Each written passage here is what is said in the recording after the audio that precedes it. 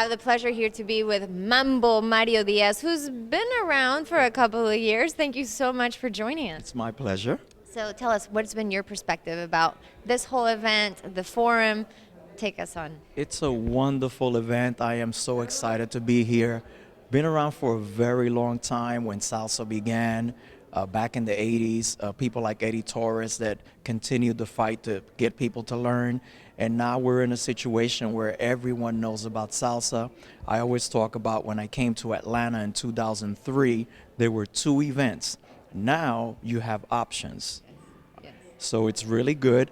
What it is important for me that I'm not seeing is the Latino support. I see a lot of fantastic dancers. They're not Hispanic. Latinos need to show up.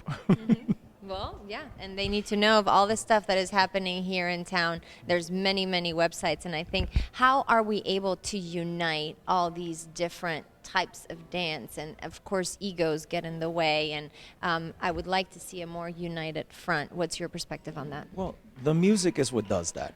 I can tell you that people say in a salsa scene, they don't say I'm Indian, I'm Puerto Rican, I'm Cuban. They say I'm a salsero. Right. So that unites everyone. The way that's going to make it easier for everyone to get along better, they have to understand that this is something that you do for fun, not just for competition. So there's a place for competition like the World Salsa Championships, but when you're out on the floor having a good time, just have fun. That's what it's all about. What are you most excited about this event happening this weekend? Well, reuniting with old friends. Billy Fajardo and I go back many, many years. We actually worked together at the Combinación Perfecta. We were directors for the RMM dancers. Nelson Flores, who's someone that trained with me. Osmar Perrones. Eli Erizaris, I haven't seen since 2000 that I performed at his event. So many people that I have not seen for many years, and I'm really excited to see them. And I hear you're going to be back performing. Is that true? I'm working on it. Another person that I'm excited to see is Jesus Aponte. We've worked together many, many years ago. And as I explained to you earlier, I had retired, and they pulled me back in. You can't get away from salsa once you start.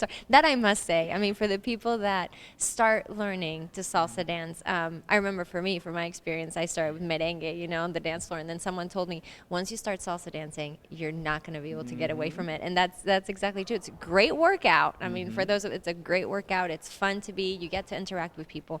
What's been your perspective? Well, I can tell you one thing, and I say this all the time. You have problems, you're stressed out, go dancing. You would not remember anything that's bothering you while you're on the floor. Yes. And plus, it's one of the best exercises. I understand that when you listen to music, it engages most of your brain, and dancing does that also. I could not agree more. I go to therapy at least once a week. Salsa therapy, that is. Thank you so much for joining us. It was my pleasure. I appreciate it.